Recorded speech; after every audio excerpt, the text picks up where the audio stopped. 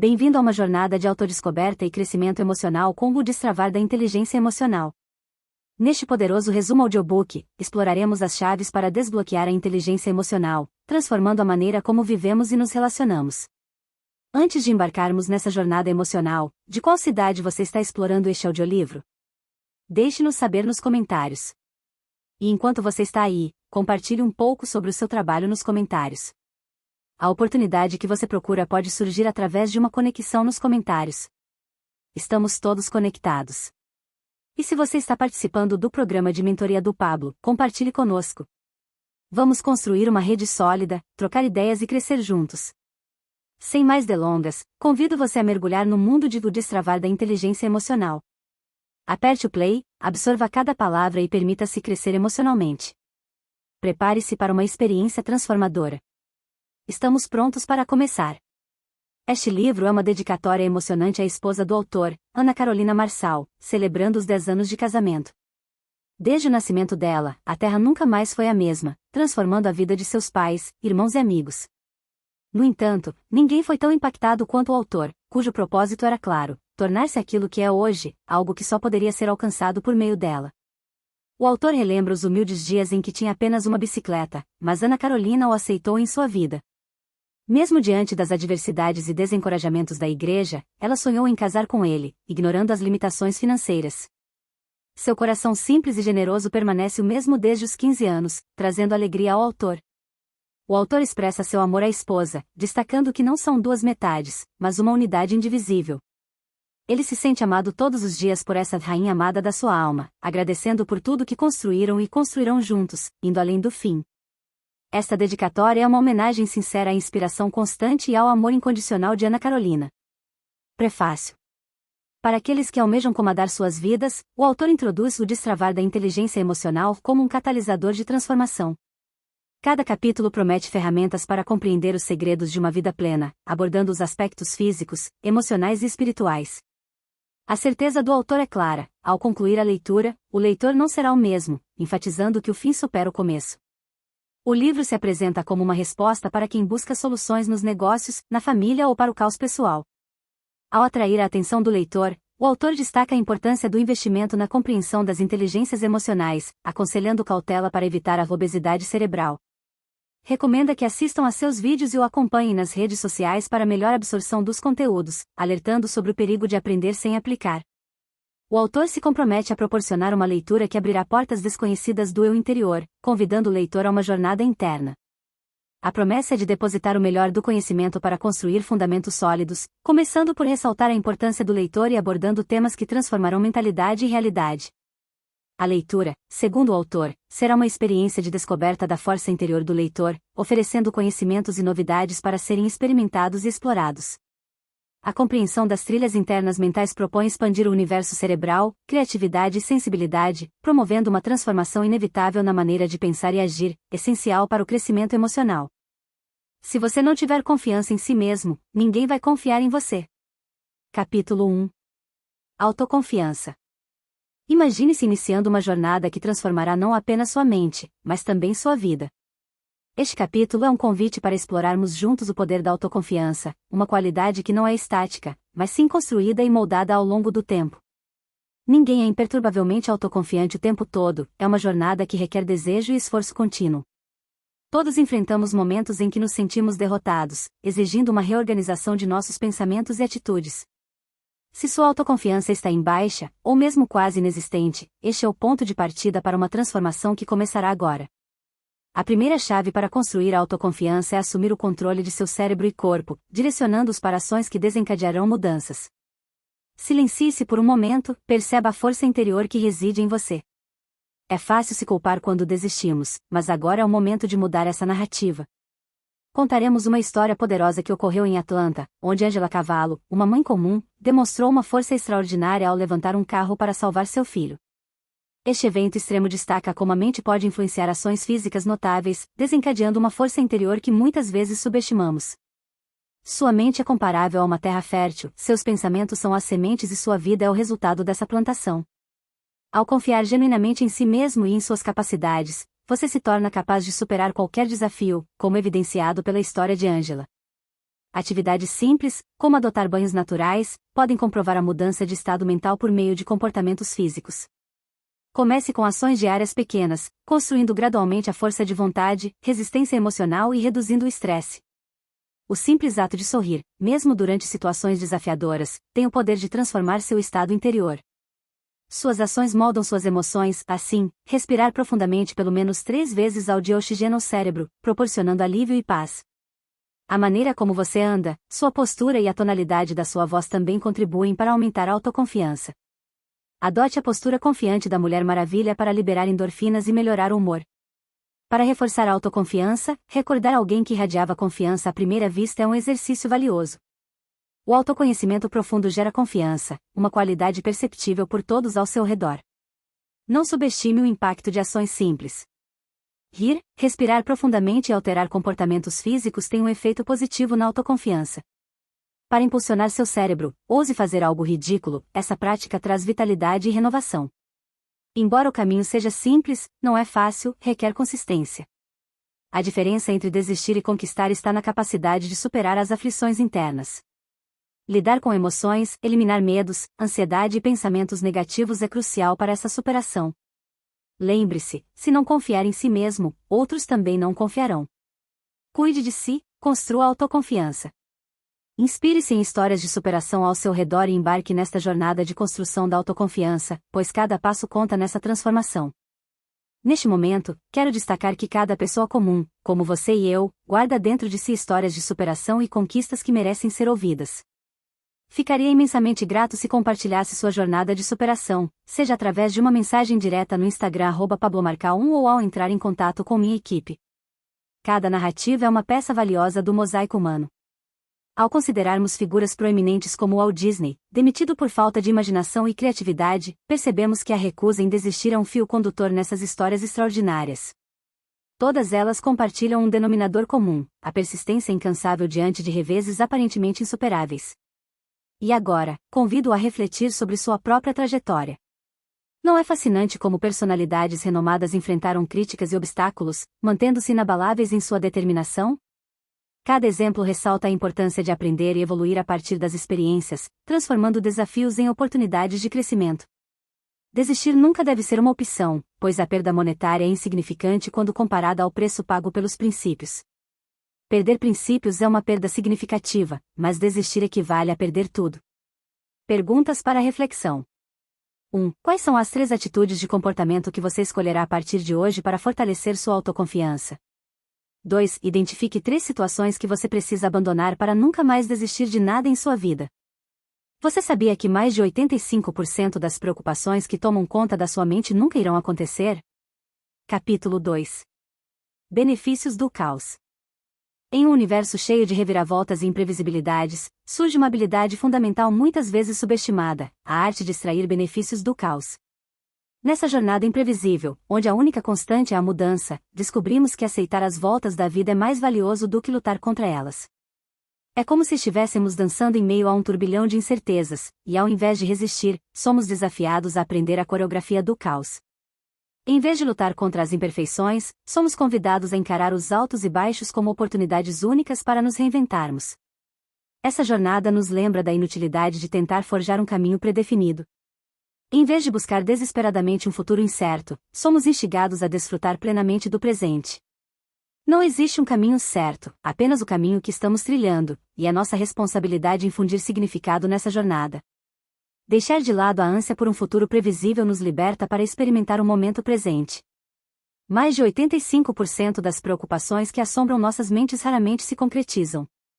O caos, muitas vezes visto como um inimigo, é, na verdade, onde as ideias mais brilhantes têm origem. As dificuldades não são apenas desafios, mas oportunidades cruciais de amadurecimento. Evitar o caos pode parecer tentador, uma busca pela zona de conforto. No entanto, procrastinar diante da crise é adiar nosso próprio crescimento. Nos momentos de caos, desespero e estresse, é onde nascem as grandes ideias e soluções inovadoras. Adentrar o epicentro do furacão é permitir que nossa mente desvende soluções antes não consideradas. A batalha interna entre sentimentos e pensamentos, desencadeada pelos desafios, é um teste. Aceitar que os testes antecedem a aprovação e a recompensa nos coloca diante da responsabilidade de sermos testados, destacando-nos da média e elevando-nos a patamares mais altos de crescimento. Amar os testes é amar as superações e todas as recompensas que delas advêm. O caos também desempenha um papel crucial no autoconhecimento. Enfrentar desafios aparentemente insuperáveis nos conduz a descobrir nossas verdadeiras aspirações. Permitir que as adversidades revelem nossa força interior e nossa capacidade de superação é uma jornada transformadora. Ao abraçar o caos, atingimos uma sensação de satisfação, realização e felicidade. Treinar nossa mente para crescer e se desenvolver, transformando o caos em uma oportunidade para adquirir conhecimento e fortalecer habilidades, é um caminho eficaz para construir resiliência. A mente é como um músculo que requer treino constante. Ao utilizar o caos como uma ferramenta para aprendizado e desenvolvimento, construímos resiliência e confiança para enfrentar os desafios. Deixe de lado o medo, concentre-se no que é possível realizar e abrace o caos como um aliado essencial em nossa jornada contínua de crescimento pessoal. Tarefa 1. Escreva 3 situações passadas em que o medo foi o autor principal nas tomadas de decisões.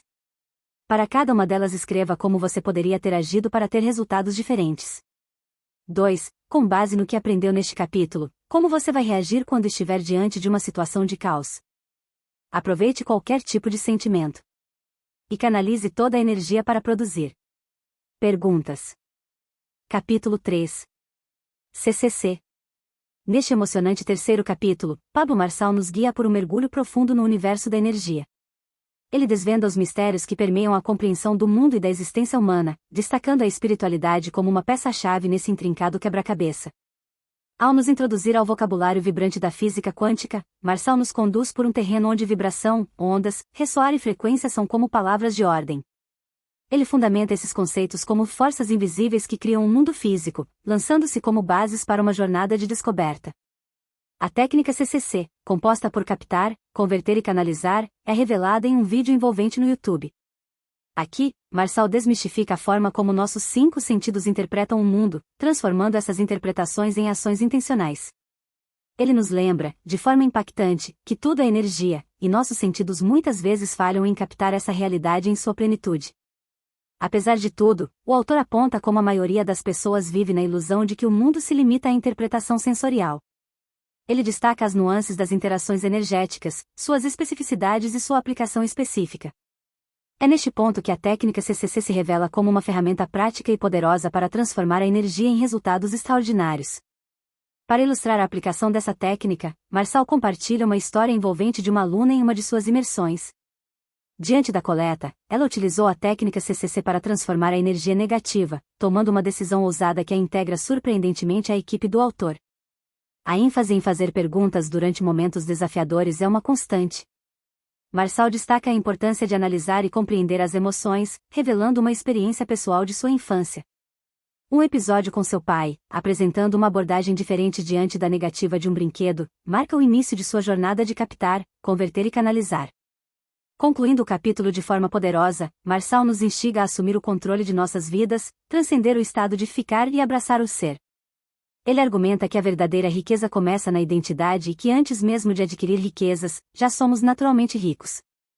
Este capítulo não explora apenas conceitos complexos de energia, mas também oferece uma abordagem prática e transformadora para integrá-los à nossa vida diária. Uma jornada fascinante para quem busca procurar e moldar a energia que permeia cada aspecto de nossas vidas. Tarefa 1. Relembre uma situação de pressão ou estresse que você passou e faça perguntas para você aprender a identificar, converter e canalizar aquela energia. 2. Por que é tão importante aprender a canalizar qualquer tipo de energia? Você tem maior satisfação em dominar os outros do que dominar a si mesmo. Capítulo 4. Domínio próprio. O maior poder pessoal. No envolvente capítulo 4, intitulado Domínio Próprio, o maior poder pessoal, somos guiados pelo inspirador Titi em uma jornada profunda sobre a importância do autocontrole. A expressão de domínio próprio, originária do grego, revela a necessidade de temperança, moderação e firme autocontrole sobre nossos desejos e paixões. Titi esclarece que, apesar de parecer negativo, o domínio próprio é crucial para o desenvolvimento da inteligência emocional. O mentor ressalta a insaciabilidade humana nos desejos e a imperatividade do domínio próprio.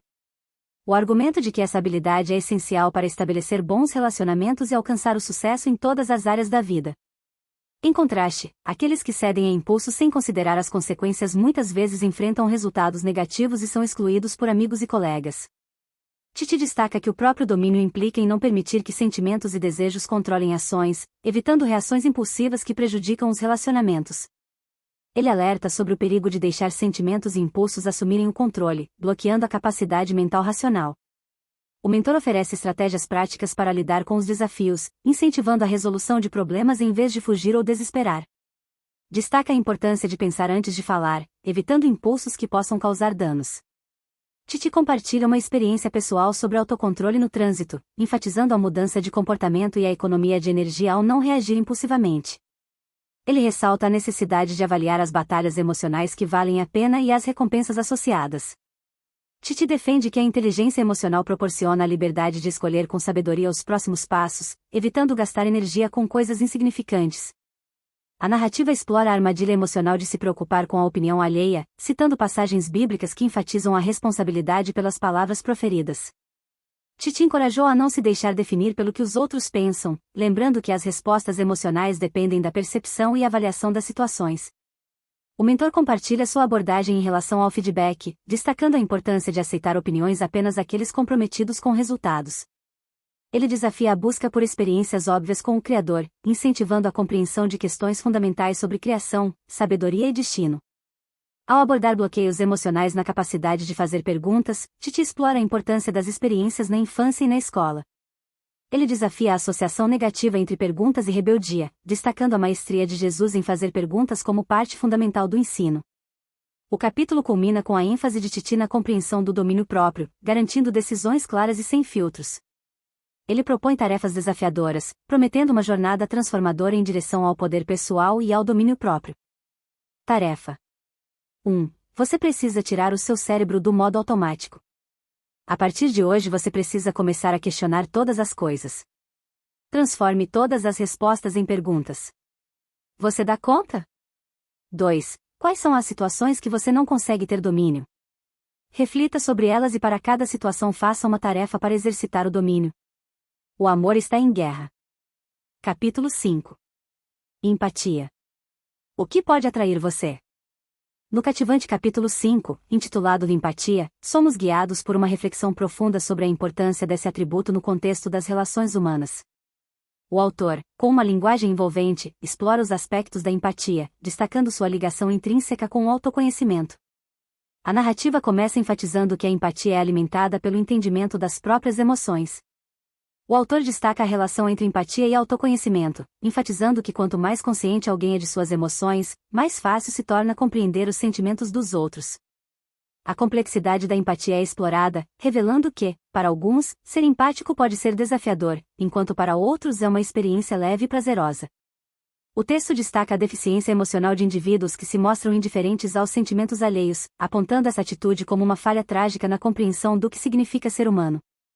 O autor aborda o papel da empatia na construção de relacionamentos positivos, enfatizando que ela abre as portas para o amor realizar milagres e torcer pelo sucesso do outro.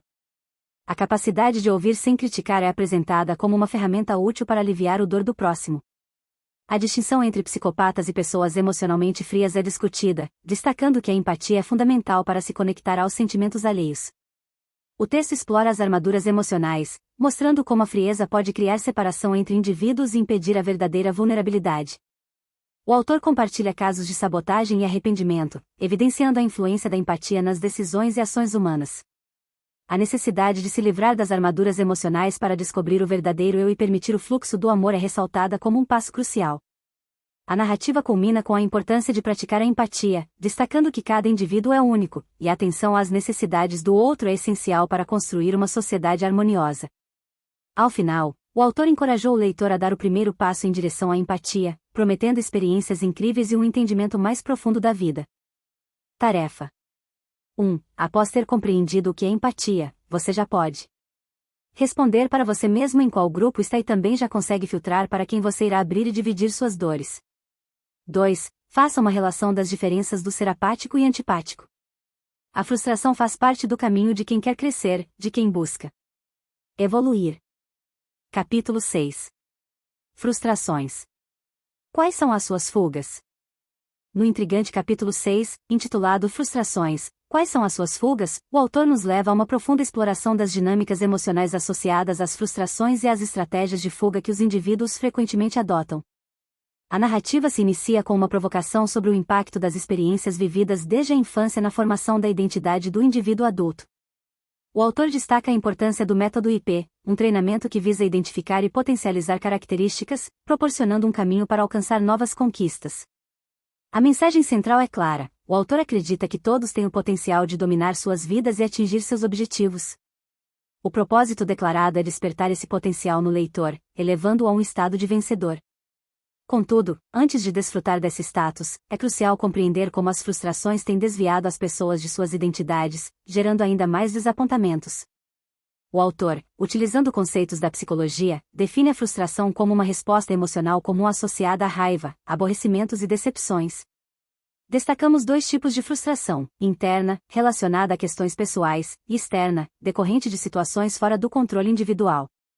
A narrativa discute a importância da inteligência emocional na gestão da frustração e como a resiliência é fundamental para enfrentar desafios. Aborda a variação na tolerância à frustração entre pessoas, diminui que a capacidade de lidar com os desafios está ligada a essa tolerância.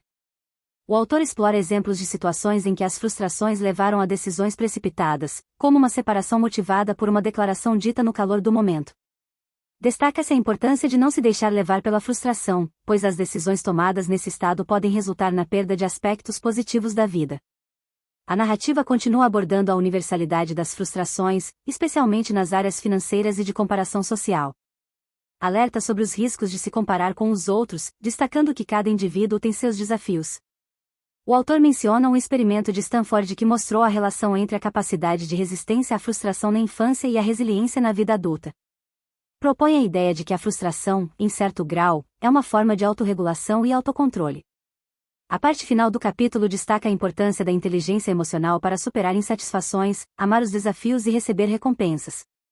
O autor enfatiza que os desafios direcionados às pessoas para se tornarem resolvedoras de problemas, vivenciando uma realização cheia de prazer e satisfação. A transição para o próximo nível de entendimento, que envolve a compreensão da fé como uma peça indispensável, é introduzida. O autor argumenta que a fé é essencial para fluir naturalmente nas borboletas, convidando o leitor a percorrer um caminho onde aprenderá sobre a mentalização ou o poder da mente. O capítulo culmina com a sugestão de que a fé é a resposta para viver no fluxo natural das borboletas, permitindo que a realidade desejada se manifeste no mundo físico. O leitor é encorajado a compreender esse conceito como parte do próximo nível de entendimento fornecido pelo Criador. Tarefa 1. Assim como a natureza permite realizar análises da quantidade e qualidade dos nutrientes que possui para detectar suas deficiências, peço que você faça uma autoanálise e identifique o quanto de fé tem faltado para que você prospere. E flua de forma natural? 2. Quais nutrientes você precisa repor em seu solo e começar a semear hoje em outras pessoas para ter melhores colheitas? Fazer gestão da própria vida é não perder tempo gerenciando a vida dos outros. Capítulo 7. Gerencie sua vida. Quem está no controle? No envolvente capítulo 7, intitulado Gerencie sua vida, quem está no controle, o autor nos convida a uma reflexão profunda sobre o autoconhecimento e a gestão de nossa própria existência. Esse capítulo, possivelmente um dos mais densos do livro, promete ser um dos mais impactantes. A jornada se inicia com uma provocação sobre a dificuldade que muitos enfrentam ao avaliar quem é e como está sua vida. O autor aponta para as barreiras comuns, como autocrítica, lamentação, decepção e negação, destacando a tendência de se desconectar da realidade presente. A mensagem central é clara: negligenciar a realidade e viver em uma negação constante é uma desculpa para uma vida sem propósito. O autor alerta que, mesmo diante de situações específicas, negar a realidade não fará desaparecer. Ele instiga o leitor a encarar a realidade como o primeiro passo para a transformação. O autor ressalta a importância de assumir as fragilidades como ponto de partida para a criação de novos caminhos. Crítica daqueles que adotam uma postura passiva diante da vida, comparando-os à síndrome de "deixa a vida me levar", conforme a famosa música de Zeca Pagodinho. Destaca que, ao agir assim, está aproveitando oportunidades e seu verdadeiro potencial. O leitor é incentivado a ver os erros não como falhas, mas como oportunidades de aprendizado. O autor acredita que toda essa experiência ensinará a fazer melhor no futuro, transformando o fracasso em uma escada para o sucesso. O cerne da narrativa é a ideia de que a transformação da vida requer dedicação pessoal. O autor destaca a importância de decidir o que é realmente importante, escolher sonhos com sabedoria e agir persistentemente para realizá-los. Gerenciar a própria vida, segundo ele, exige ação constante e determinação. Uma crítica contundente é direcionada àqueles que, em vez de resolverem seus próprios problemas, gastam tempo tentando salvar o mundo. O autor aconselha a não se apegar a ideias preconcebidas sobre a vida que deveria ter e a não se comparar com os outros, mas sim criar a realidade desejada. O autor se apresenta como um mentor ativacional, propondo-se ajudar o leitor a sair da chamada zona de merda, uma zona de conforto destrutiva. Enfatiza a importância do primeiro passo, ressaltando que não há uma fórmula mágica, mas esse passo é crucial para romper bloqueios. Ao abordar a questão da lamentação, consentimento e culpa, o autor alerta que esses pensamentos e comportamentos podem levar a pessoa ao fundo do poço. Refuta a ideia de que Deus não está no controle da vida, argumentando que a responsabilidade recai sobre o próprio indivíduo.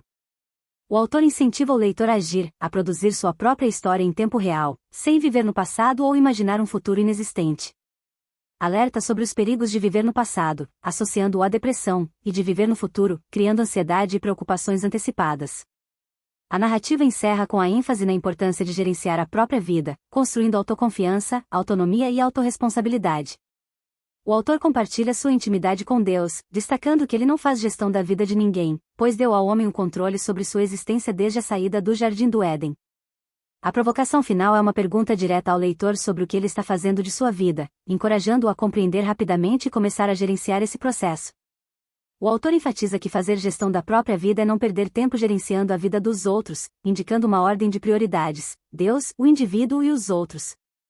Tarefa 1. É fácil olhar no espelho e apontar todas as suas inseguranças. Mas, para encarar sua realidade, é melhor começar contando todos os aspectos positivos. Primeiro faça uma lista dos seus pontos fortes, das coisas em que você é bom, dos valores que possui e das realizações que alcançou. Contar suas competências ajudará você a perceber seus pontos fortes e melhorar suas atitudes em relação a si mesmo. 2. Escreva as etapas que serão seguidas e gerenciadas para criar uma nova realidade em sua vida. Divida seu objetivo em pequenos passos, que você pode realizar um de cada vez e aumentar sua confiança na medida em que avança.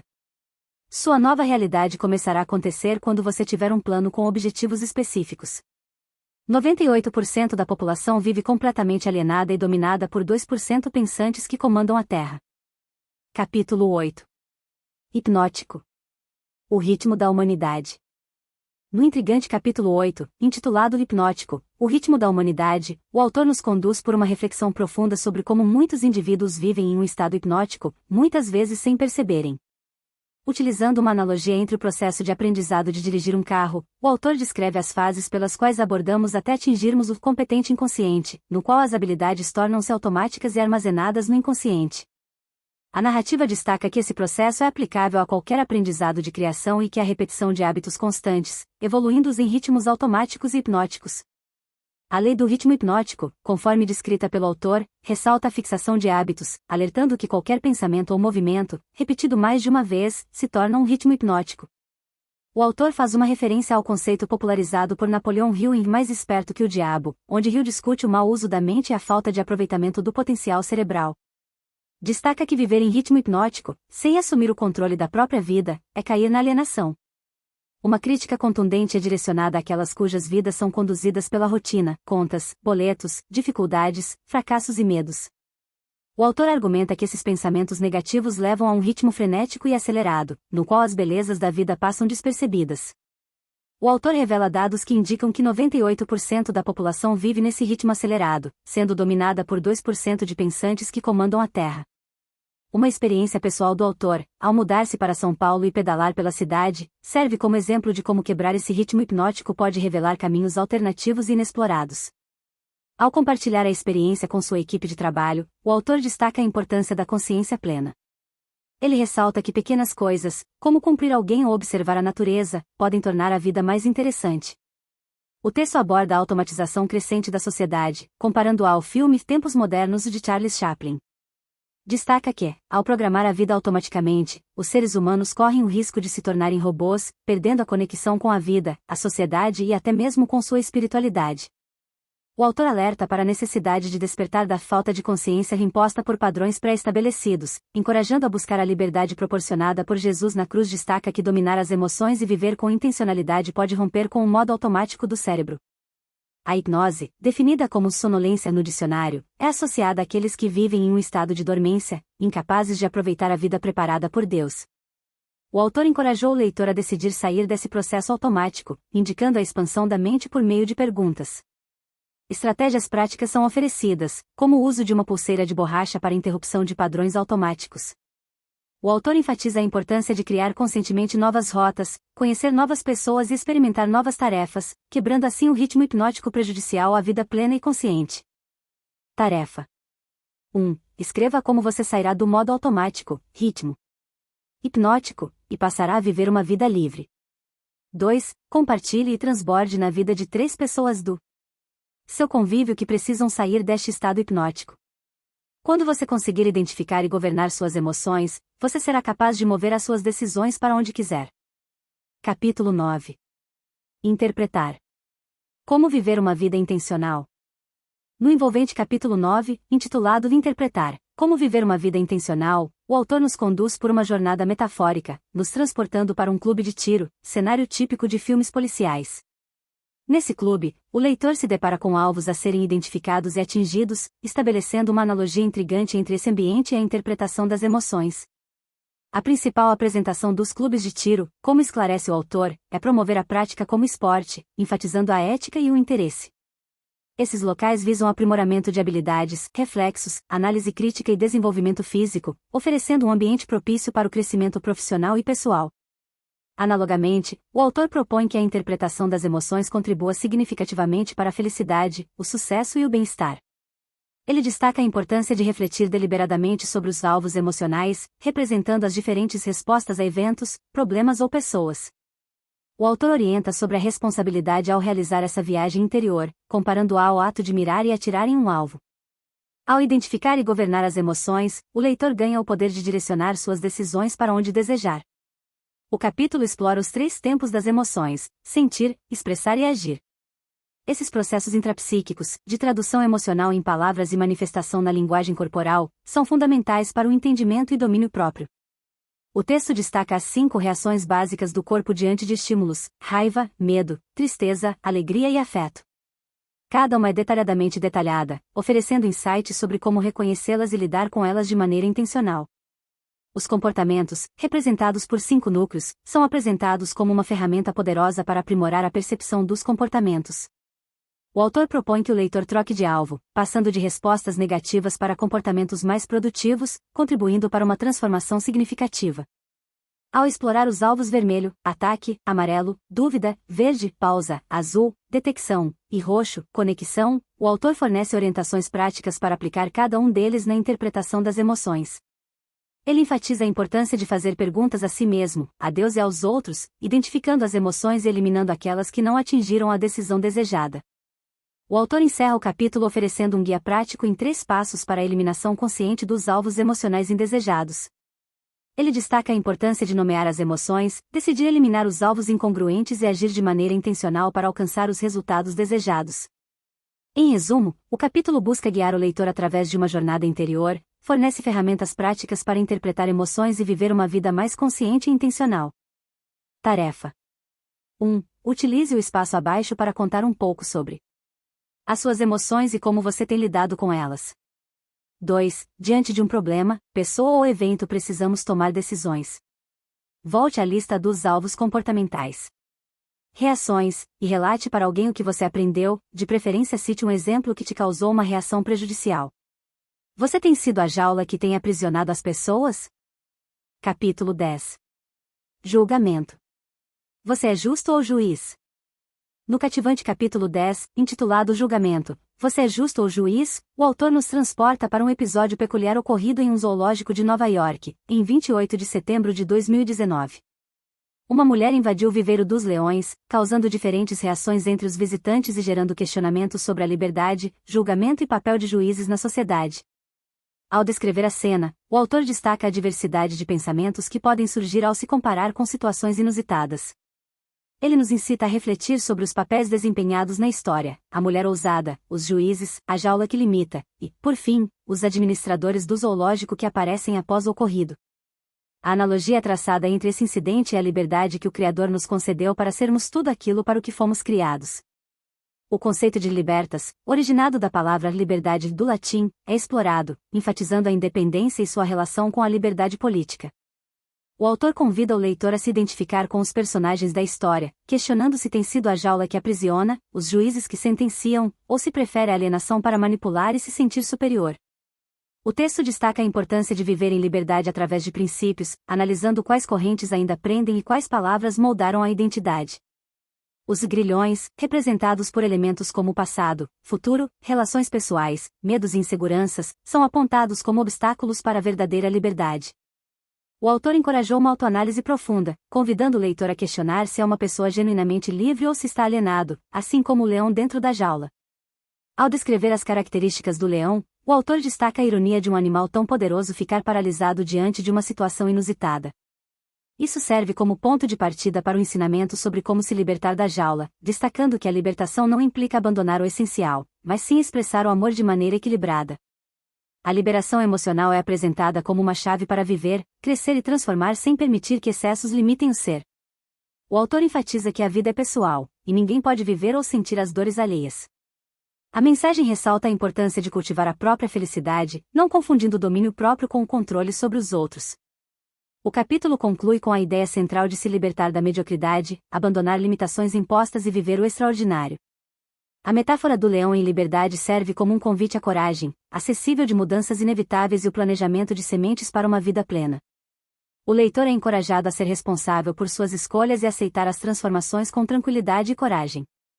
Em suma, o capítulo aborda a busca pela verdadeira liberdade e a coragem de viver uma vida extraordinária. Tarefa 1. Se você ainda não está se vivendo como um leão livre, quais serão as ações que você vai produzir para alcançar este nível? 2. Existe alguém em seus relacionamentos, conjugal, familiar e amizades, que você precisa deixar de usar o domínio próximo? Se questione e aprenda a falar com você mesmo sem ter que dizer uma só palavra. Capítulo 11. Kamikaze.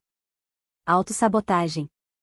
No capítulo 11 intitulado Kamikaze, Autossabotagem, somos guiados por uma reflexão profunda sobre o valor da vida e os perigos da autossabotagem. O autor inicia destacando a banalização do valor da vida, exemplificando com casos de jovens que foram levados aos extremos, como no desafio Baleia Azul.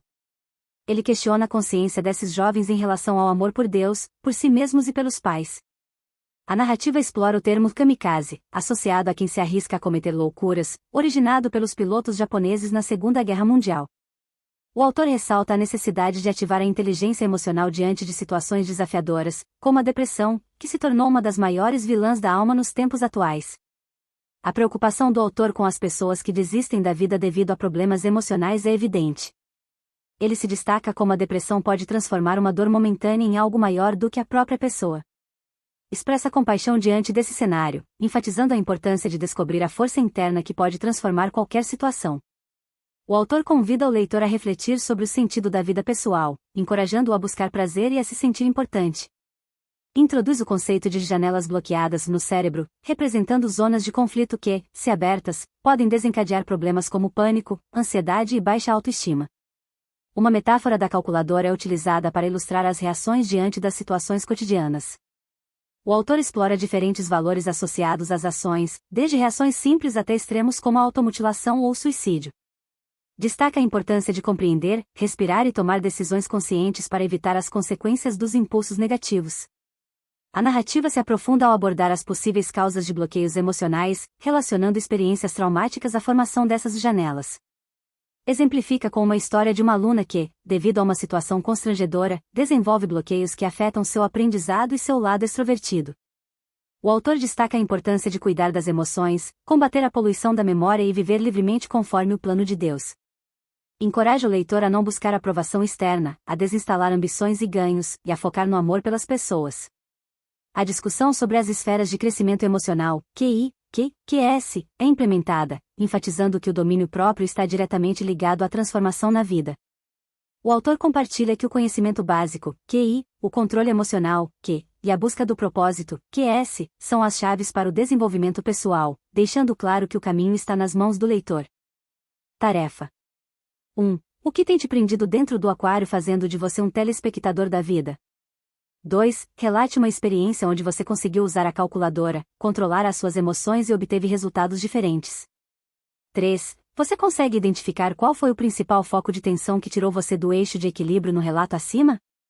Pessoas acorrentadas são incapazes de ser, elas apenas seguem comandos. Capítulo 12. Liberdade.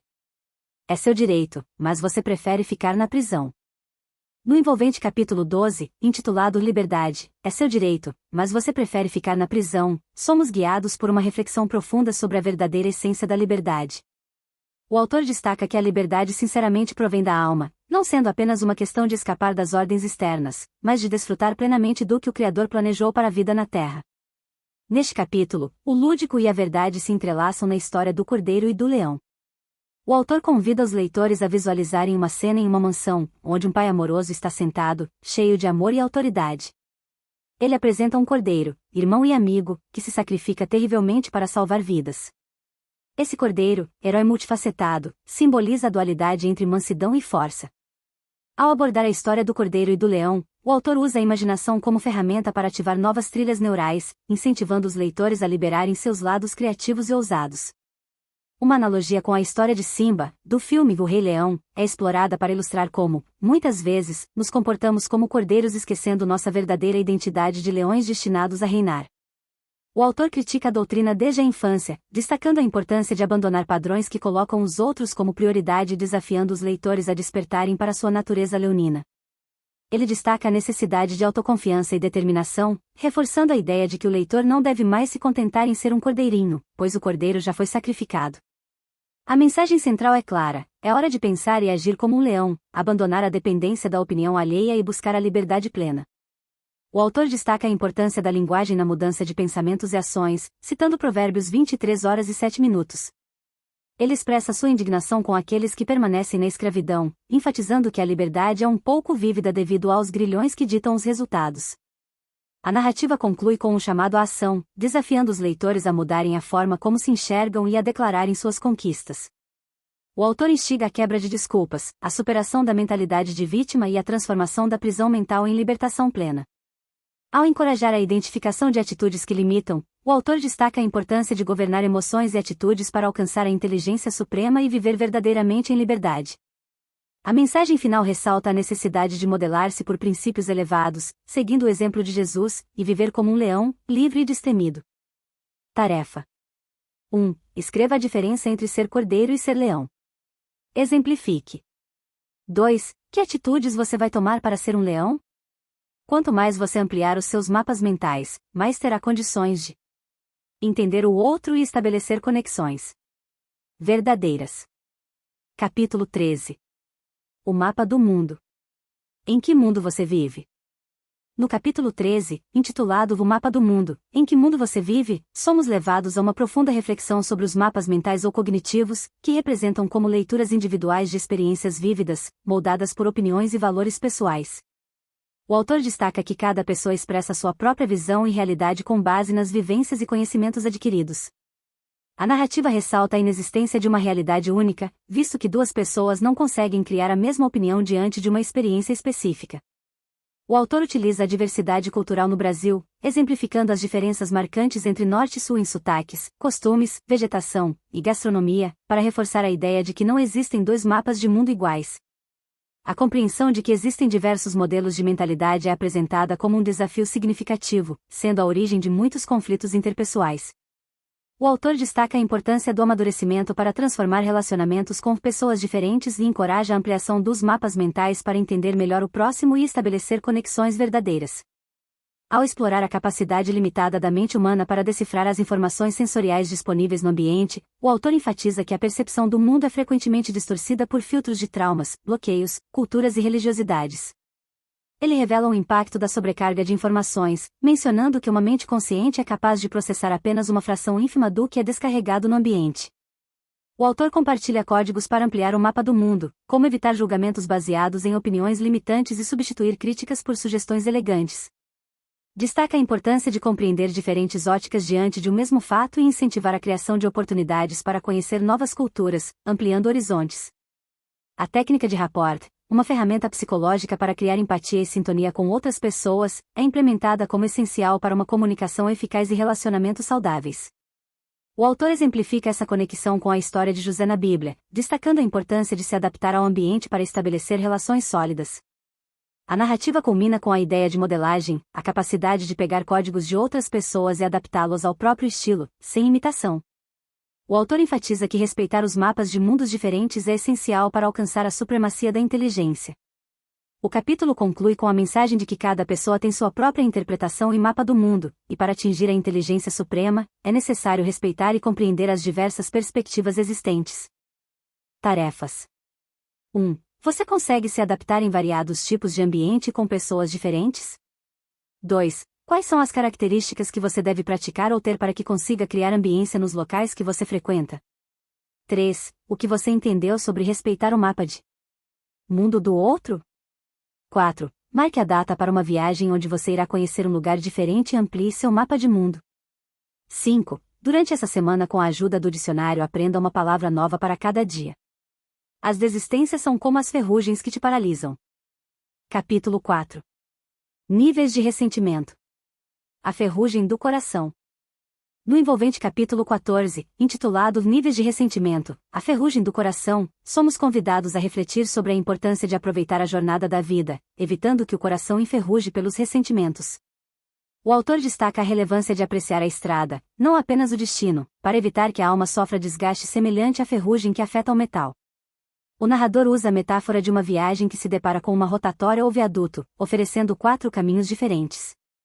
Ele enfatiza a necessidade de tomar decisões maduras e responsáveis, conscientes de que cada caminho trará recompensas ou consequências. Enumerando os caminhos de forma pesquisados, o autor apresenta o caminho da ação, ressaltando a importância de agir e movimentar-se na direção dos objetivos. Em contrapartida, alerta sobre o caminho da desistência, equivalente a renunciar ao direito de algo, privando-se do que se deseja. O autor destaca o prejudicial caminho dos sentimentos ruins, incluindo raiva, rancor, ódio e mágoa, ressaltando que esses sentimentos não levam a lugar algum, mas, pelo contrário, mantêm a pessoa paralisada e consomem energia que poderia ser utilizada de forma produtiva. O caminho da sabedoria vertical, que é apresentado como a busca do relacionamento com o Criador, que, segundo o autor, é capaz de direcionar nas decisões corretas por ter domínio sobre tudo. Ele enfatiza a importância de ressignificar as experiências de vida para evitar que se transformem em dores corrosivas. O autor alerta sobre a relação entre ressentimentos e doenças, especialmente o câncer, destacando que escolher o caminho do ressentimento pode iniciar um processo prejudicial à saúde. Ele descreve os ressentimentos como um esconderijo, um lugar de humilhação e vitimismo, onde uma pessoa se envenena com sentimentos de vingança, ódio e malícia. A narrativa encorajou a escolha do crescimento pessoal, destacando a importância de afirmar quem se é e suas qualidades. O autor sugere atitudes ridículas, infantis, divertidas e espontâneas como formas de transbordar energia positiva e criar novos caminhos, contrastando com as resistências que funcionam como ferrugens paralisantes. Ao final, a mensagem é clara: libertar-se das ferrugens do ressentimento proporciona controle sobre si mesmo, tornando-se mais resiliente e ativo na afirmação de seu poder, espontaneidade e autoralidade. A intimidade com o Pai é apresentada como um caminho para encontrar forças para resolver problemas e preencher o vazio interior, permitindo superação, reinvenção e uma vida plena em consonância com a verdadeira identidade. O narrador destaca que, ao escolher o caminho certo, recompensas valiosas serão recebidas. O leitor, que chegou até este capítulo em busca de evolução na inteligência emocional, está parabenizado, pois está prestes a experimentar uma transformação significativa ao concluir este livro. A escolha do caminho certo promete trazer recompensas substanciais. Tarefa 1. Quais as rotas e os caminhos novos que você escolherá tomar a partir de agora? 2. Quais atitudes você precisa tomar para acabar com o vazio que existe dentro de você? O ódio nunca começa com sua pior face. Capítulo 15. Ódio e suas faces. A toxina que mata. No impactante capítulo 15, intitulado Ódio e suas faces, a toxina que mata, somos confrontados com a terrível realidade do ódio e suas consequências mortais. O autor inicia relembrando a disseminação do ódio durante a Segunda Guerra Mundial, mencionando o Holocausto e os 6 milhões de judeus assassinados pelos nazistas. A narrativa destaca o genocídio que vitimou crianças, mulheres e homens de diversos grupos étnicos, políticos e sociais. A história chocante de um jovem, preso em um ambiente de violência e ódio doméstico, serve como exemplo do impacto devastador desse sentimento. O narrador descreve o cenário sombrio em que o garoto vive, marcado por brigas, insultos, raiva e ódio. O menino, vítima do ambiente tóxico, expressa seu dor em um bilhete, revelando como o ódio o consumiu e o levou a cometer um ato extremo contra seus pais e, posteriormente, contra si mesmo. O autor recorre à psicologia, citando o professor Robert Sternberger, para explicar os 3 componentes fundamentais do ódio: negação de intimidação, paixão e atos de desprezo. Ele destaca como esses componentes podem levar a tragédias como massacres e genocídios, ressaltando a importância de não permitir que o ódio se instale na mente. A narrativa alerta contra a manipulação do ódio, exemplificando a forma como líderes, como Hitler, exploraram esse sentimento para unir grupos contra outros. O autor faz um apelo para que o leitor não seja manipulado pela mídia e evite inflamar discórdias, brigas e ódio. O século XX é apresentado como um período marcado por atrocidades alimentadas pelo ódio, e o autor se propõe a ensinar como identificar as diferentes faces desse sentimento e seus comportamentos desencadeados. O narrador esclarece que o ódio geralmente começa com raiva, um sentimento menos violento causado por pequenos transtornos. A raiva, por si só, é passageira e inofensiva, mas o perigo reside em permitir que evolua para a ira, um estágio mais intenso e perigoso. O ápice do perigo é exercício com o ódio, que surge do desejo de vingança. Diferentemente da raiva, o ódio é alimentado com o tempo, reações agressivas e maldade. O autor enfatiza a natureza cega e ilimitada do ódio, que transforma as pessoas em escravas de suas próprias emoções destrutivas. Concluindo, o narrador destaca a importância de não alimentar o ódio, encorajando o leitor a eliminar o rancor e a angústia, escolhendo a felicidade e a singularidade. A mensagem final é um apelo à coragem de se libertar do peso do ódio, buscando a alegria e vivendo a vida plenamente. Tarefa 1. Descreva abaixo o que você aprendeu sobre como se inicia o ódio. 2. O que você precisa fazer para impedir que o ódio encontre morada na sua mente? A sua autoralidade está carregada de identidade e propósito, então assuma-o. Seu verdadeiro papel e seja o que nasceu para ser. Capítulo 16. Personagens. A autoralidade no palco da vida. No envolvente capítulo 16, intitulado Personagens, a autoridade no palco da vida, o autor nos conduz por uma reflexão profunda sobre o papel que desempenhamos em nossas próprias histórias. A narrativa inicia destacando a dualidade entre sermos personagens e, ao mesmo tempo, roteiristas de nossas vidas. O narrador questiona se somos moldados apenas pelas expectativas de nossos pais, se nos tornamos meros espectadores de nossas próprias existências, ou se, de fato, assumimos o controle e ditamos as regras de nossa trajetória.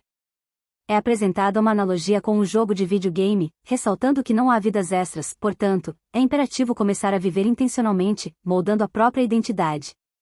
A influência dos pais na escolha de profissões e na definição de papéis é abordada, ressaltando a importância de não se tornar um mero ator nas histórias alheias.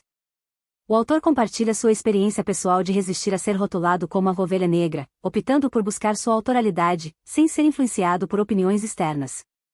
A autoridade é apresentada como um conjunto de princípios, valores e crenças que moldam nossa identidade ao longo da vida. O narrador destaca a necessidade de não criar filtros que ocultem essas desvantagens, mesmo diante das diferentes situações que a vida apresenta. A metáfora do filme da vida é explorada, revelando que cada pessoa determina seu papel na história real. Personagens como diretor, vilão, telespectador, patrocinador, herói e produtor são introduzidos para ilustrar diferentes papéis que podem ser desempenhados na narrativa pessoal. O autor ressalta a importância de ser o próprio diretor, comandando as escolhas, a história e a figura de sua vida. Alerta contra ser um mero telespectador, assistindo passivamente à história de outros, sem agregar valor à própria existência. A figura do vilão é descrita como alguém que não respeita os outros, destruindo sentimentos e instalando gatilhos de colapso. O narrador alerta sobre a inutilidade de participar de histórias que não são sobre si mesmas. A distinção entre patrocinadores e manipuladores é feita, enfatizando que os patrocinadores são discretos, não invadem a privacidade alheia e oferecem recursos e conselhos sem importar sua vontade.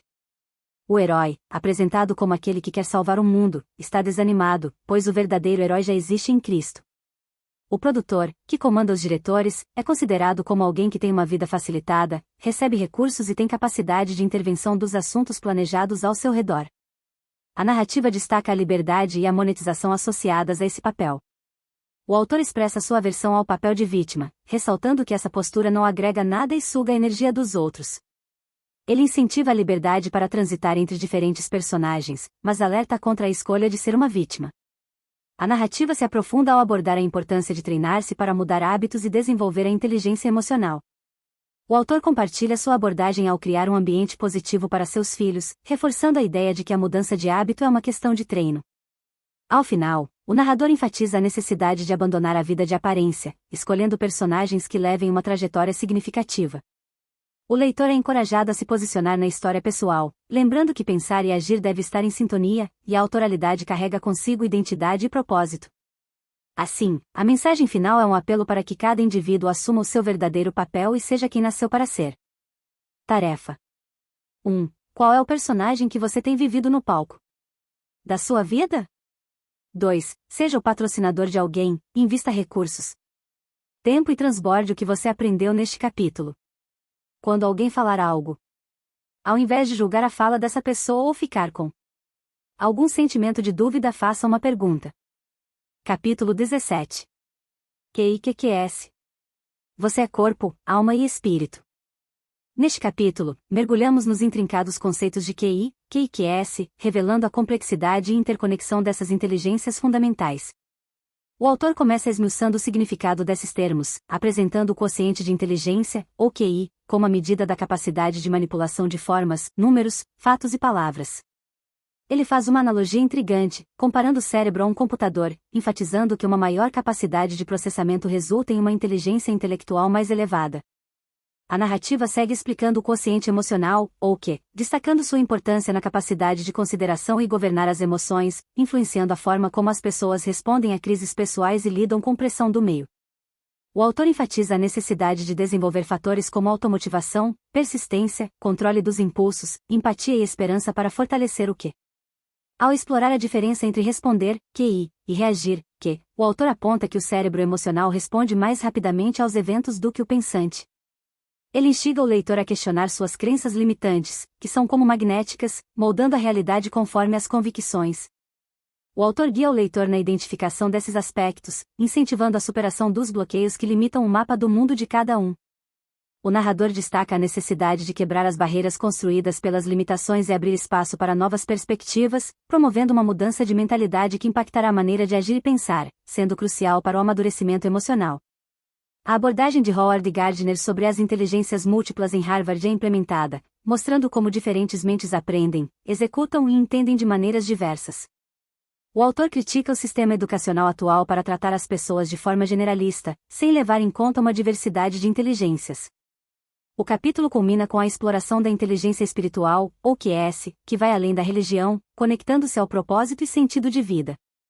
O autor revela a existência de um ponto divino no cérebro, afirmando que desenvolver o QS proporciona acesso a pensamentos apurados e ideias inovadoras.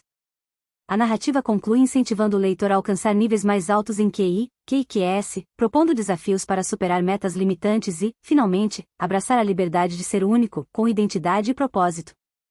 A mensagem final destaca a importância de ter as três esferas, corpo, alma e espírito, alinhadas para viver plenamente e prosperar de forma natural.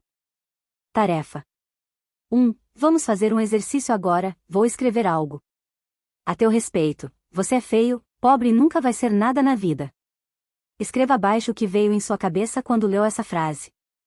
Se você respondeu, tristeza, indignação, raiva ou qualquer outro sentimento, você não passou no teste. Era para ter feito uma pergunta. Então, mais um motivo para você continuar lendo esse livro e tirar o cérebro do automático, do ritmo hipnótico e voltar ao exercício anterior e formular a sua resposta, ou melhor a sua pergunta. Agora eu vou falar uma coisa que é real sobre você: todo mundo descobriu que você é burro. Que horrível isso, não é? Para sair dessa pressão, a primeira dica que eu te dou é: faça perguntas. Por exemplo, o que é ser burro para você? Qual é o seu referencial de burrice? E de 0 a 10, qual o seu grau de burrice comparado com aquilo que você está atribuindo nessa fala? 2. Depois de ouvir as perguntas acima, a pessoa vai querer fugir. Então, treine e elabore abaixo as perguntas para situações que você se sente pressionado. Só conseguimos ressignificar os momentos difíceis quando dentro de nós existe o desejo legítimo de ser feliz, pois a escolha é sempre nossa. Capítulo 18. Ressignificação. A cura está em suas cicatrizes. Adentrando ao capítulo 18, somos guiados por um mergulho profundo no poder da ressignificação, uma ferramenta fundamental para a cura emocional e o crescimento pessoal. O autor, com a maestria de quem compreende a complexidade da mente humana, desvenda os segredos por trás do processo de dar um novo significado aos bloqueios emocionais. A narrativa inicia destacando a importância da neurolinguística ao abordar a ressignificação como uma forma de alterar a visão e a memória em relação às experiências vívidas. O autor ressalta que as cicatrizes emocionais, as consequências de eventos negativos como abusos, rejeições e vergonhas, podem ser transformadas por meio desse processo. Ao explorar a relação entre as dores emocionais e o isolamento, o autor destaca a necessidade de enfrentar a tristeza e a dor com sinceridade, sem tentar negá-las. Ele compara esse processo à formação de pérolas, onde a ostra transforma um grão de areia em algo importante, representando a superação das dores. A ressignificação é apresentada como uma ponte que conecta os circuitos de segurança, proporcionando uma nova e saudável resposta aos bloqueios emocionais. O autor utiliza uma metáfora poderosa, comparando-a a acessar e regravar um acontecimento antigo armazenado no drive da mente. O narrador destaca a importância de mudar a lente com o que enxergamos o mundo, alterando assim o significado dos acontecimentos e, consequentemente, transformando nossas respostas e comportamentos. Ele alerta sobre o impacto negativo de enfatizar lembranças dolorosas, que criam raízes no cérebro e interferem em nossos objetivos e aprendizados. O autor apresenta uma ideia de resiliência, mencionando a constância diante das adversidades, e enfatiza que a ressignificação é uma ferramenta poderosa para mudar a vida. Citando Sartre, ele destaca a importância do que fazemos com as experiências vívidas, enfatizando a escolha pessoal na busca pela felicidade. A narrativa se enriquece com a história de uma mulher que, após ser trocada pelo marido, descobre que aquilo foi uma oportunidade para dar um novo sentido à sua vida. O autor compartilha uma técnica poderosa para a ressignificação, envolvendo a identificação do evento bloqueado, a presença de quem estava presente, a revisitação do evento e a criação de um novo final positivo. O capítulo conclui com um apelo à transformação, encorajando o leitor a usar essa ferramenta poderosa sempre que identifica a necessidade de ressignificar algo em sua vida. O autor ressalta que, embora não seja uma jornada fácil, aprender a dar novos sentidos às experiências é crucial para o processo de crescimento pessoal. Ele fecha o capítulo incentivando o leitor a enxergar a beleza e o potencial dentro de si, buscando constantemente a transformação e o sentido da existência, afastando-se dos bloqueios que impedem uma vida plena e livre. Tarefa: 1. Faça uma ressignificação e escreva sua experiência. 2. Relate abaixo o que você aprendeu sobre ressignificação e compartilhe com 2 pessoas. A vida é uma diversão para quem pensa e uma tragédia para quem apenas sente. Capítulo 19. Sequestro emocional. Você pode estar a um passo do seu maior erro. No capítulo 19, somos confrontados com a sombria realidade do sequestro emocional, também conhecido como sequestro neuronal. O autor nos conduz por uma narrativa impactante, explorando como a dispersão das emoções pode se tornar a ocorrência de erros irreparáveis. O sequestro emocional é habilmente descrito como a dominação das emoções, resultando na paralisia do raciocínio e da análise diante de uma emoção avassaladora. O leitor é convidado a refletir sobre momentos de estresse em que a perda da linha de raciocínio e explosões emocionais desencadearam tristezas profundas. A história de Jorge Souza, um homem de 27 anos, serve como um exemplo vívido dessas características. Após um plantio exaustivo, ele se depara com mensagens comprometedoras no celular de sua esposa, desencadeando um sequestro emocional. O autor destaca as origens desse bloqueio emocional em experiências traumáticas de infância, moldando a ocorrência impulsiva de Jorge diante da traição.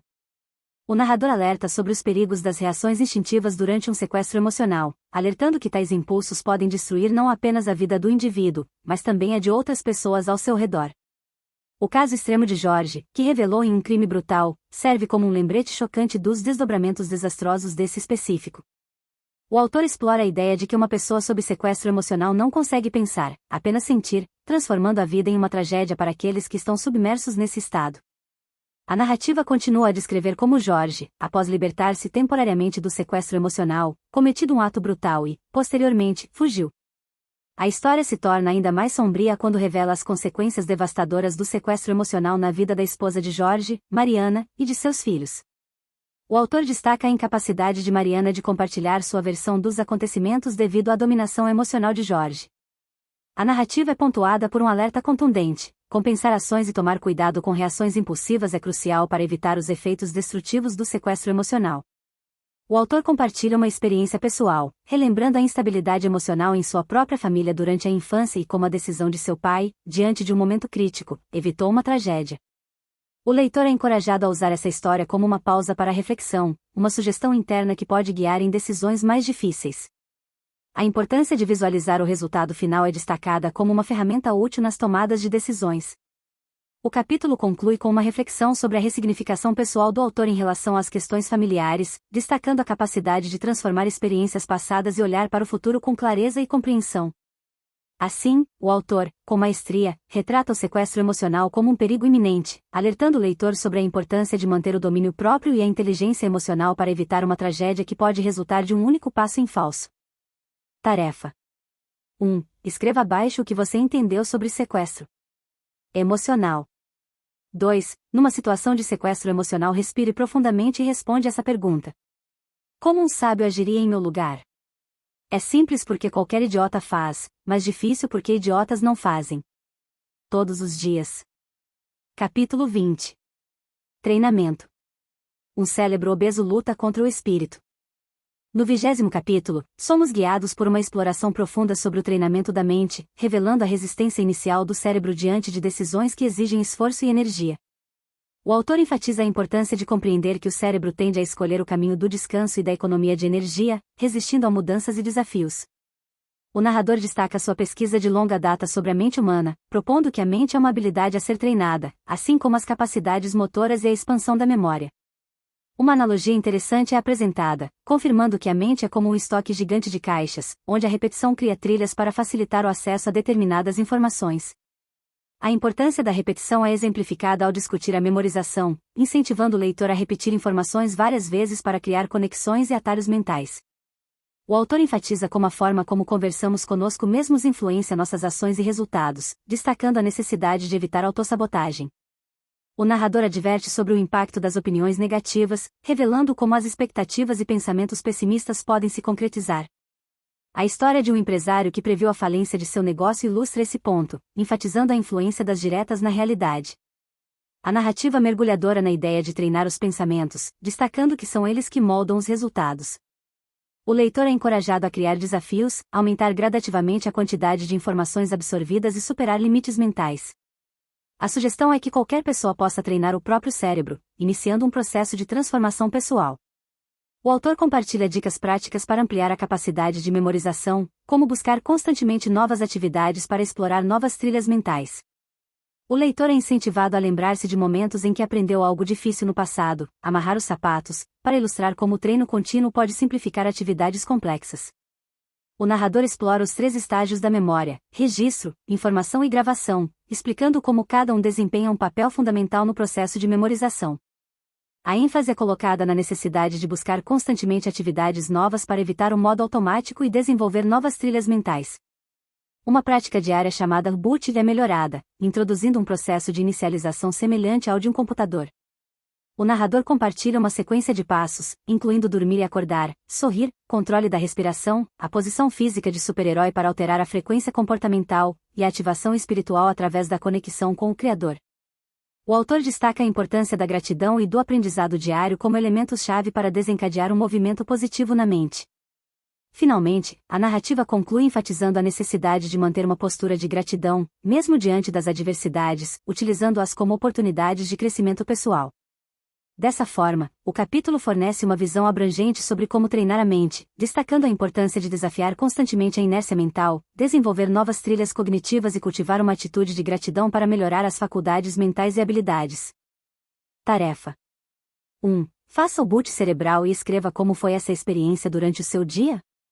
2. Ensine alguém a fazer o boot cerebral e depois de alguns dias, pergunte como ela se sentiu realizando esta prática. 3. Sem tirar a caneta do papel, tente ligar os 9 pontos com 4 retas. Essa tarefa você só consegue fazer pelo livro físico. O link para adquirir o seu está na descrição. Na divisão do conhecimento é o único momento que acontece. A multiplicação. Capítulo 21. União versus unidade. União gera dispersão. No capítulo 21, somos guiados pelo autor através do Salmo 1, que estabelece o princípio fundamental de escolher com sabedoria aqueles com quem nos associamos. O autor destaca a distinção crucial entre união e unidade, empregando exemplos e a linguagem matemática para ilustrar sua mensagem. O autor começa introduzindo o Salmo 1, que declara a bem-aventurança daquilo que não segue o conselho dos ímpios, não se associa aos pecadores e não se assenta na roda dos escarnecedores. Ele ressalta a necessidade de compreender as palavras união e unidade para explorar o significado mais profundo desses versículos. A união é exemplificada pelo autor como um saco de laranjas que, quando rompido, faz com que cada laranja siga seu próprio caminho. Ele destaca a irreversibilidade desse processo físico, comparando-o à importância de descobrir quem somos e buscar unidade com pessoas que reúnem objetivos semelhantes. A linguagem matemática é implementada para enfatizar a diferença entre união e unidade. A soma representa a união, enquanto a multiplicação simboliza a unidade. O autor utiliza essa analogia para explicar por que muitas pessoas demoram a alcançar seus objetivos, vinculando diretamente a vitória à escolha de companhias. Dividindo o Salmo em 3 partes, o autor explora cada uma delas em detalhes. A primeira parte adverte contra seguir o conselho dos ímpios, definido como pessoas desumanas, cruzeiros e bárbaras. Essas associações semear discordância e, no calor do momento, levar a ações precipitadas e resultados lucrativos. A segunda parte destaca o perigo de seguir o caminho dos pecadores, aqueles que se afastaram do Criador. O autor enfatiza a importância de se conectar com pessoas que influenciam positivamente e se aproximam do propósito divino. Na terceira parte, o autor alerta contra se assentar na roda dos escarnecedores, indivíduos que tratam os outros com desprezo para se sentirem superiores. Ele anuncia sobre o prazer aparente de estar com essas pessoas, o que pode causar conversas conversacionais improdutivas. O autor oferece dicas práticas para evitar envolver-se em fofocas e escárnios, incentivando a busca por companhias com a mesma frequência, linguagem e propósito. Ele destaca a importância da unidade com essas pessoas para que ninguém impeça a realização de objetivos. A mensagem é clara: escolher com sabedoria as companhias certas, buscar a união com propósitos comuns e cultivar a unidade são passos essenciais para alcançar a verdadeira bem-aventurança e prosperidade na vida. O leitor é instigado a refletir sobre suas relações e fazer escolhas conscientes para garantir uma jornada de crescimento e realização. Tarefa 1. Qual a diferença de unidade e união? 2. Que tipo de pessoas você vai deixar de carregar? Quebre as regras, mas nunca quebre um princípio. Capítulo 22. Valores versus princípio. Como manusear a bússola. No capítulo 22, somos conduzidos a uma reflexão profunda sobre as questões fundamentais da existência humana, nossa origem, identidade, valores e propósito. O autor nos desafia a explorar a importância dos princípios como guias universais e imutáveis para a orientação de uma sociedade, contrastando-os com os valores pessoais imutáveis. O autor inicia destacando a necessidade universal da verdade, apontando que mesmo aqueles que afirmam que a verdade não existe estão defendendo uma verdade por si só. Ele ressalta a importância de buscar a verdade em todas as áreas da vida, especialmente nos relacionamentos, finanças e segurança. A distinção entre princípios e valores é esclarecida, com os princípios sendo apresentados como verdades universais e imutáveis que orientam a sociedade, enquanto os valores podem variar de acordo com o caráter e a ética pessoal de cada indivíduo. O autor lamenta a prevalência dos valores materiais sobre os princípios morais na sociedade contemporânea, enfatizando a necessidade de priorizar os princípios sobre os valores mundanos, como dinheiro e sucesso. Ele ilustra sua argumentação com o exemplo de Hitler, cujos valores contradiziam os princípios universais, resultando em atrocidades em massa e destruição. O autor também faz referência às observações do mundo corporativo, destacando a insustentabilidade de viver sem princípios morais. Explorando os princípios divinos, o autor revela sua convicção na importância de amar a Deus e valorizar a família como alicerce da sociedade. Ele discute a lei da semeadura e colheita, enfatizando a responsabilidade de cada indivíduo em semear amor e virtude para colher prosperidade. O conceito de autogoverno é apresentado como essencial para alcançar a liberdade, destacando a importância de submeter a vontade à orientação divina. O autor também discute o princípio da mordomia, enfatizando a responsabilidade do homem de administrar sua vida com sabedoria e integridade. A individualidade é celebrada como uma expressão única de cada ser humano, e a importância de buscar a verdadeira identidade e propósito é enfatizada. O autor encoraja os leitores a se relacionarem com a fonte eterna, Deus, como guia supremo para uma vida plena e significativa. Concluindo, o autor exorta os leitores a viverem por princípios e transmitirem esses valores para as gerações futuras, reconhecendo que esse é o maior legado que podemos deixar na Terra. Tarefa 1. Faça uma relação de todos os seus valores e os seus princípios. 2. O que você compreendeu sobre quebrar as regras e viver por princípios? Não conheço ninguém disruptível que é normal. Capítulo 33. Uau! A maior parte da humanidade não tem. No capítulo 33, intitulado Uau, somos introduzidos a um novo conceito de vida, uma vida de plenitude e criatividade. O autor convida o leitor a explorar um estado de felicidade permanente e paz interior, destacando a importância de construir bases sólidas nos aspectos físico, emocional e espiritual. O capítulo começa com uma provocação: você tem uma vida uau? O autor explica que viver uma vida uau é viver com criatividade e plenitude, encontrando a felicidade permanente mesmo em meio aos desafios da vida. Ele ressalta que a felicidade não está ligada apenas aos momentos de alegria passageira, mas sim a uma decisão consciente de viver em paz interior e plenitude. Essa decisão é fundamentada em bases sólidas nos aspectos físico, emocional e espiritual. A liberdade é apresentada como um pilar essencial para alcançar a autorresponsabilidade e cuidar da própria saúde física. O controle sobre a própria vida e o alinhamento com a fonte são apontados como caminhos para experimentar a paz interior. O autor enfatiza a importância de amadurecer a mente para evitar pensamentos e atitudes que possam prejudicar os projetos de vida. Ele incentiva o leitor a agir em busca do que sua alma anseia, encorajando-o a fazer uma viagem para dentro de si mesmo em busca de paixão pela vida. A coragem é destacada como um elemento essencial para viver plenamente, mesmo diante das incertezas e desafios. O autor encoraja o leitor a ser ousado, a gerar valor na vida das pessoas e a cultivar emoções construtivas. Por fim, ele destaca a importância de anotar e agir sobre os insights que surgem na mente, lembrando que pensamento combinado com ação leva à realização. O capítulo termina com a equação simples: pensamento mais ação igual realização. Tarefa: 1. O que você entendeu por uma vida uau? 2. Quais serão as sementes e as ações que você começará a cultivar? Perfure qualquer camada do seu cérebro que tenha impedido você de viver o melhor nessa terra e comece a transbordar o rio que existe em você. Capítulo 24. X da questão. Não é para todos, apenas para os que querem. Neste capítulo, intitulado X da questão, somos convidados a uma reflexão profunda sobre o comportamento da sociedade contemporânea, marcada pelo imediatismo e pela busca incessante por respostas rápidas. O autor compartilha suas observações sobre essa geração imediatista, ressaltando como as pessoas se tornaram cada vez mais exigentes e impacientes, buscando soluções instantâneas para seus dilemas. Ele destaca a importância de não se deixar levar por essa mentalidade frenética, lembrando que o tempo continua o mesmo, mas a capacidade de resolver problemas está cada vez mais rápida com o avanço da tecnologia. No entanto, apesar dessa aparente facilidade, as pessoas estão cada vez mais ansiosas e frustradas, buscando respostas em diversos lugares, mas sem encontrar a verdadeira solução para suas inquietações. O autor nos desafia a questionar se estamos alinhados com essa mentalidade imediatista ou se estamos dispostos a buscar respostas mais profundas dentro de nós mesmos. Ele introduz o conceito de inteligência suprema, que representa a conexão direta com o Criador e nos conduz ao verdadeiro propósito da vida. Destacando que essa busca não se limita a conceitos religiosos, o autor enfatiza a importância de estarmos convictos do nosso propósito e de buscarmos uma conexão íntima com nossa essência espiritual. Ele nos encoraja a iniciar essa jornada de autoconhecimento, lembrando-nos de que a verdadeira transformação começa dentro de nós mesmos. Explorando a relação entre ciência e espiritualidade, o autor apresenta evidências científicas que apontam para a existência de um ponto divino no cérebro humano, responsável por impulsionar a busca por sentido na vida.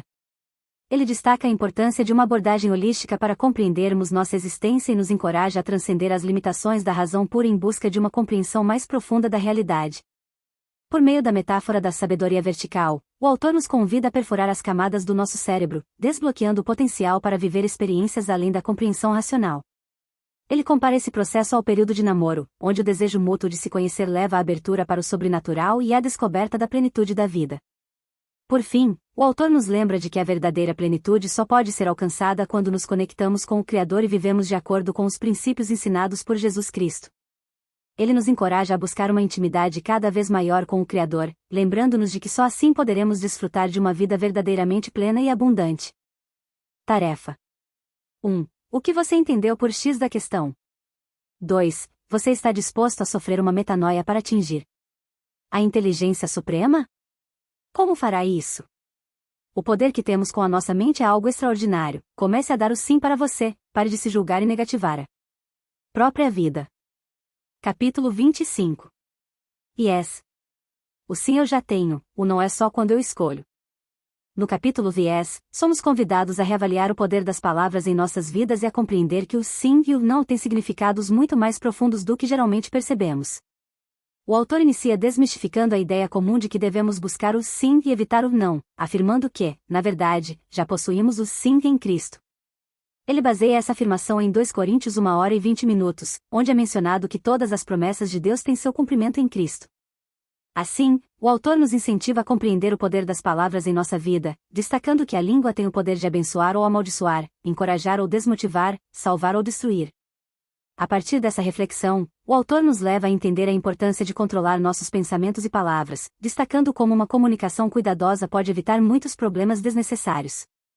Ele compartilha estratégias práticas, como substituir o não por perguntas que levem à reflexão e ao entendimento. O autor também compartilha sua experiência profissional, mostrando como o uso cuidadoso das palavras pode impactar positivamente as interações comerciais e pessoais. Ele enfatiza a importância de ouvir atentamente, mas também de manter o foco em seus objetivos. Além disso, o autor explora o conceito de mentalização, destacando como a visualização e a verbalização são etapas importantes nesse processo. Ele encoraja o leitor a mentalizar seus objetivos e acreditar no poder da fé para torná-los realidade.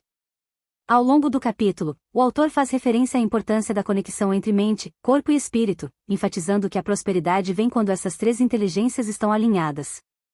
Ele nos lembra de que dizer não quando necessário não é egoísmo, mas sim uma forma de estabelecer limites saudáveis e priorizar nossas próprias necessidades.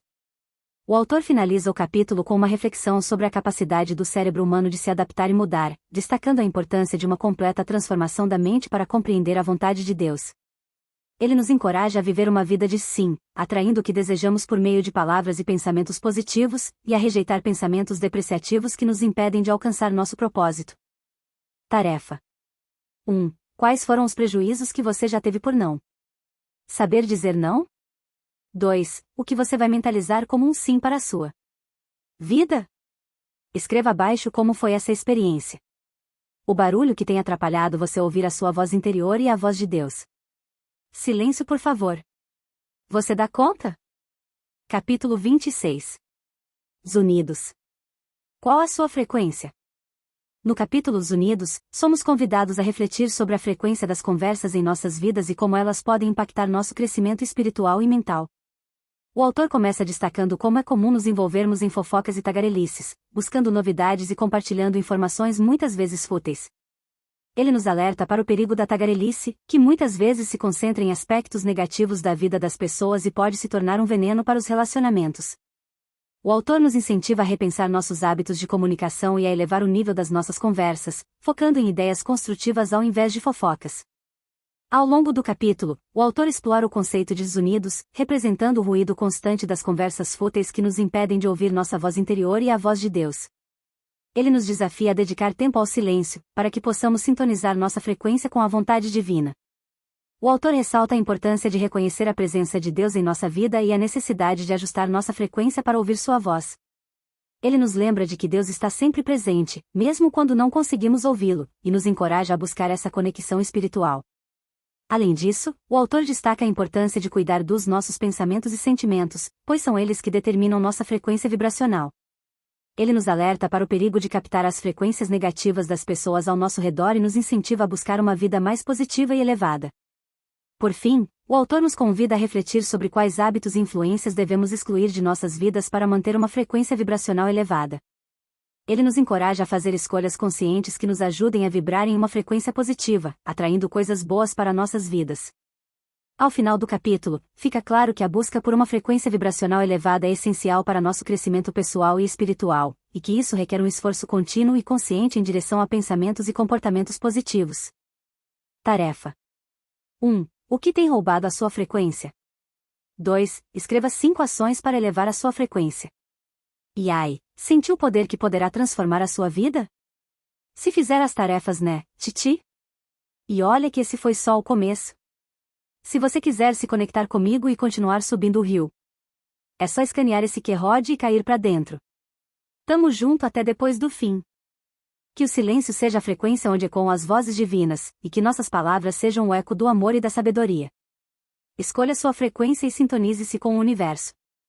Ao final deste livro, celebro sua jornada de autodescoberta e crescimento espiritual. Parabéns, por ter percorrido cada página com dedicação e coragem. Para aqueles que persistiram até aqui, saibam que o poder da transformação reside em suas mãos. Que vocês continuem a elevar suas frequências e a manifestar a melhor versão de si mesmos. Se você chegou até o fim deste livro, saiba que sua determinação e comprometimento são admiráveis. Que este seja apenas o começo de uma jornada repleta de luz e realizações. Tamo junto até depois do fim. Um beijo no seu coração, até o próximo livro.